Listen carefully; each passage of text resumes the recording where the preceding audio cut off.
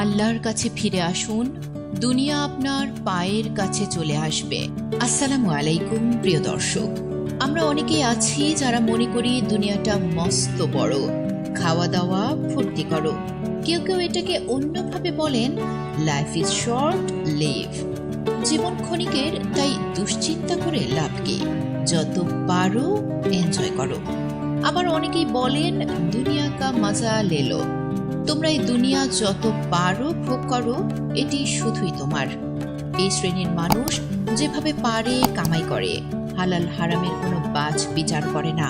যেভাবে পারে আনন্দ ফুর্তি করে, মদ, নারী, নেশা, যৌনতা সবকিছুর মাধ্যমে জীবনটাকে উপভোগ করার চেষ্টা করে। এই মানুষগুলো একসময় এনজয় করতে করতে, ফুর্তি করতে করতে ক্লান্ত হয়ে যায়। তখন তাদের কাছে নেশা আর যৌনতাকে যথেষ্ট বলে মনে হয় না। মনে হয় যদি আরো কিছু করতে পারতাম, নতুন কিছু করতে পারতাম। আর তাই তারা কি করবে ভেবে কুল পায় না। একসময় তারা নানা রকম অপরাধেও জড়িয়ে পড়ে। এর সাথে তারা ছোটখাটো দুর্ঘটনাতেও জড়ায়। একসময় উদ্ভট সব কর্মকাণ্ড করতে করতে সমাজে যখন সবার কাছে খারাপ বা বখাটে হিসেবে চিহ্নিত হয়ে যায়, তাদের নামের পাশে বেশ কিছু খারাপ রেকর্ড যোগ হয়ে যায়, সবখানে তাদের নামে বদনাম রটে যায়, তখন তারা আর কোথাও জায়গা পায় না। তারা কাজও পায় না, কারণ সর্বক্ষেত্রেই তাদের রেকর্ড খারাপ। এইভাবে চলতে চলতে এরা হতাশ হয়ে যায়, কোনো কিছুই তাদের আর ভালো লাগে না। তারা জীবনের সকল আশা ভরসা হারিয়ে ফেলে। তারা তখন ভাবতে থাকে তাদের জীবনের সব কিছু শেষ হয়ে গেছে, হারিয়ে গেছে জীবনের সকল অর্থ। জীবন থাকার আর কোনোই প্রয়োজন নেই, কোনো উপায়ও নেই। যে পথে তারা চলেছে এতদিন, সেখান থেকে আর ফিরে আসারও কোনো উপায় নেই, বিকল্প কোনো রাস্তাও নেই। সুস্থ স্বাভাবিক জীবনে ফিরে আসার সকল পথ বুঝি চিরতরে বন্ধ হয়ে গেছে। খারাপ রেকর্ডগুলো বুঝি মুছে ফেলার সব সুযোগ শেষ হয়ে গেছে। তাই তারা কোথাও আসার আলো দেখতে না পেয়ে এই লোকগুলো ভীষণ হতাশ হয়ে পড়ে। ওভারডোজ ড্রাগ নেয়, মৃত্যুর হুমকি আছে জেনেও নানা রকম মরণঘাতী মাদক সেবন করে। কারণ তারা মনে করে আমার নামে তো সবখানে খারাপ রেকর্ড আছেই, কোথাও তো আমার লুকোবার জায়গা নেই। আমি তো চাপা পড়ে গেছি হিমালয় সমান পাপের পর্বতে, হারিয়ে গেছি সাহারা সমান পাপের মরুভূমিতে, অথবা ডুবে গেছি প্রশান্ত মহাসাগরের মতো গভীর পাপের জলে। আমি তো ধূমপান করেছি, গাঁজা সেবন করেছি, দেশি বিদেশি নানান রকম রঙিন পানীয় পান করেছি, বহু নারীতে আসক্ত থেকেছি, বিবাহ বহির্ভূত সম্পর্কে জড়িয়ে পড়েছি। আমার এত পাপ, এত এত খারাপ কাজ, এত এত রেকর্ড, এগুলো কি মুছে ফেলা সম্ভব? মনে হয় না। সুতরাং আমার আর রক্ষা নেই। প্রিয় বন্ধু, আল্লাহর কাছে ফিরে আসুন। একজন গুনাহগার মানুষ যখন এভাবে ভাবতে থাকেন, তখন শয়তান তাকে আরো নিরাশ করে দেয়। কারণ হতাশা হলো ইবলীসের পাঠশালার প্রথম অধ্যায়। শয়তান মানুষকে বলে তোমার ক্ষমা লাভের কোনো সুযোগ নেই, তাহলে আর বসে থেকে লাভ কি, বেঁচে থাকার মানে কি? তাই এই জীবনটা শেষ করে দাও, আরো বেশি ফুর্তি করো, ড্রাগস নাও, পাপের 16 কলা পূর্ণ করো, আর না হয় আত্মহত্যা করো। কারণ বেঁচে থেকে তোমার তো কোনো লাভ নেই। শয়তান এভাবেই মানুষকে বোকা বানায়। যত রকমের ধোঁকা দেওয়া সম্ভব সব রকমের ধোঁকা দেয়, প্রতারণা করে। কখনো প্রকাশ্যে, কখনো গোপনে, কখনো সামনে থেকে, কখনো পেছন থেকে ধোঁকা দেয়। কারণ এটাই তার জীবনের একমাত্র লক্ষ্য উদ্দেশ্য, মানুষকে ধোঁকা দিয়ে আল্লাহর রহমতের কথা ভুলিয়ে দেওয়া, আল্লাহর কাছে ফিরে আসার পথে বাধা দেওয়া। সে তো আল্লাহর কাছে স্পষ্ট ওয়াদা করেছিল, قال فبما أغويتني لأقعدن لهم صراطك المستقيم ثم لآتينهم من بين أيديهم ومن خلفهم وعن أيمانهم وعن شمائلهم ولا تجد أكثرهم شاكرين যেহেতু আল্লাহ আপনি আমাকে পথভ্রষ্ট করেছেন, তাই আমি আপনার বান্দাদেরকে ধোঁকা দেওয়ার জন্য সরল পথে বসে থাকব। আমি তাদের সামনের দিক থেকে, পেছন থেকে, ডান থেকে, বাম দিক থেকে এসে ধোঁকা দেওয়ার জন্য উপস্থিত হব। ধোঁকা খাওয়ার ফলে আপনি তাদের অধিকাংশকে কৃতজ্ঞ পাবেন না। এভাবে শয়তানের সর্বাত্মক প্রচেষ্টার কারণে আমরা ধোঁকায় পড়ে যাই, সত্যি হতাশ হয়ে যাই, আল্লাহর কাছে ক্ষমা চাইতে ভুলে যাই, তার কাছে ফিরে আসার কথা বেমালুম ভুলে যাই, আল্লাহর রহমত থেকে নিরাশ হয়ে যাই। কিন্তু আল্লাহ তো জানেন শয়তানকে সৃষ্টি করা হয়েছে আদম আলাইহিস সালামের সৃষ্টির বহু আগে। তার সাথে আমার বান্দারা পেরে উঠবে না, দৈনন্দিন পথ চলায় ভুল হয়ে যাবেই তাদের।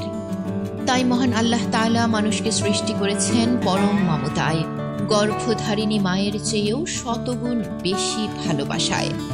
আল্লাহ কখনোই চান না তার বান্দারা হতাশ হোক, হতাশার ঘোর কালো অন্ধকারে হারিয়ে যাক, জাহান্নামের পথে অন্ধকারাচ্ছন্ন পথ ধরে চলতে চলতে অবশেষে গর্তে পড়ে যাক। সেই জন্য তিনি ঘোষণা করেছেন আশার বাণী, এক অনুপম ইশতেহার, যেখানে অন্ধকারে হাবুডুবু খাওয়া মানুষ পাবে আলোর মশাল, সামনে এগুনোর প্রেরণা। পথহারা পথিক খুঁজে পাবে মুক্তির কাঙ্ক্ষিত রাজপথ, পাপের অকুল পাথরে ডুবে থাকা মানুষ পাবে জান্নাতের সুবাস। আল্লাহ বলছেন, قل يا عبادي الذين أسرفوا على أنفسهم لا تقنطوا من رحمة الله إن الله يغفر الذنوب جميعا إنه هو الغفور الرحيم হে আমার বান্দারা, যারা নিজেদের উপর জুলুম করেছো, তোমরা আল্লাহর রহমত থেকে নিরাশ হইও না। নিশ্চয়ই আল্লাহ তোমাদের সমস্ত গুনাহ মাফ করে দেবেন, তিনি ক্ষমাশীল পরম দয়ালু। এই আয়াত থেকে বোঝা যায় কারো গুনাহের পরিমাণ যদি প্রশান্ত সাগরের পানির চেয়েও বেশি হয়, হিমালয়ের চেয়েও উঁচু হয়, সাহারা মরুভূমির প্রতিটি বালুকণার চেয়েও বেশি হয়, তবুও হতাশ হবার কিছু নেই। কারণ মহান আল্লাহ তাআলা বলেছেন, হে আদম সন্তান, যতক্ষণ তুমি আমাকে ডাকবে এবং ক্ষমার আশা রাখবে, আমি তোমাকে ক্ষমা করব, তোমার অবস্থা যাই হোক না কেন। হে আদম সন্তান, তোমার গুনাহ যদি আকাশ পর্যন্ত পৌঁছে যায়, অতঃপর তুমি আমার কাছে যদি ক্ষমা চাও, আমি তোমাকে মাফ করে দেব, আমি কোনো পরোয়া করি না। হে আদম সন্তান, তুমি যদি পৃথিবী পরিমাণ গুনাহ নিয়ে আসো আমার কাছে এবং আমার সাথে কাউকে শরীক না করো, তবে আমি পৃথিবী পরিমাণ ক্ষমা নিয়ে তোমার কাছে আসব। নিশ্চয়ই আল্লাহ আমাদের সমস্ত গুনাহ মাফ করে দেবেন। এজন্য শুধু তার কাছে ফিরে আসতে হবে, অনুতপ্ত হতে হবে।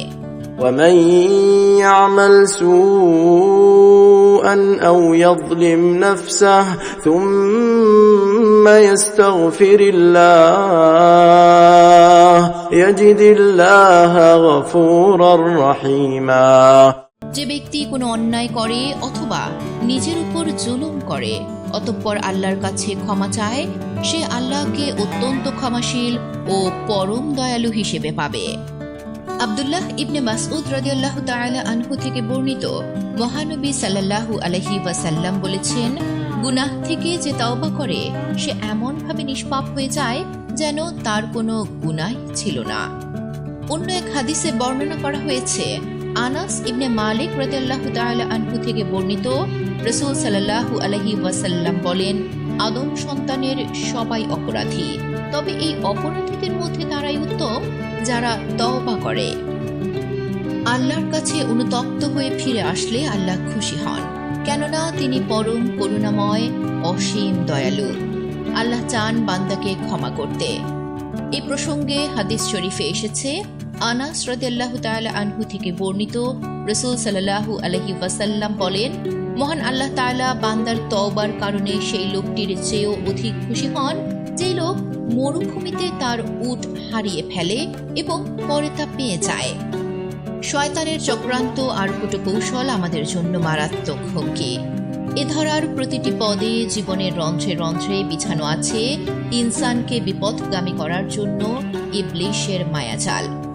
একটু অসচেতন হলেই হতে পারে বিপদ, কিন্তু ইবলিশের এই ফাঁদে আটকা পড়ে কেউ যদি পাপের অকুল দুনিয়ায় দিগ্ভ্রান্ত হয়ে ভাসতে থাকে, মহান রব তাকে ছেড়ে দেন না, বরং তিনি ঘোষণা করেছেন তাকে নিজের কাছে ফিরিয়ে আনার জন্য। কারণ আল্লাহ তাআলার দয়া ও মায়ার কোনো সীমা নেই। তিনি নিজেই ঘোষণা করেছেন তিনি অত্যন্ত ক্ষমাশীল ও পরম দয়ালু। আল্লাহ তাআলার করুণা ও দয়া লাভের অন্যতম মাধ্যম হল তার কাছে ফিরে আসা, গুনাহের জন্য অনুতপ্ত হওয়া, সম্পূর্ণভাবে সেই অন্যায় বর্জন করা এবং ভবিষ্যতে তা না করার দৃঢ় সংকল্প করা। কেউ যদি এইভাবে আল্লাহর কাছে ফিরে আসতে চায়, তবে অবশ্যই আল্লাহ তাকে আপন করে নেন। তাই তিনি বলেন, وما كان الله معذبهم وهم يستغفرون। আল্লাহ এমন নন যে তারা ইস্তেগফার করবে অথচ তিনি তাদেরকে আযাব দেবেন। আল্লাহর কাছে ফিরে এলে আল্লাহ অত্যন্ত খুশি হন।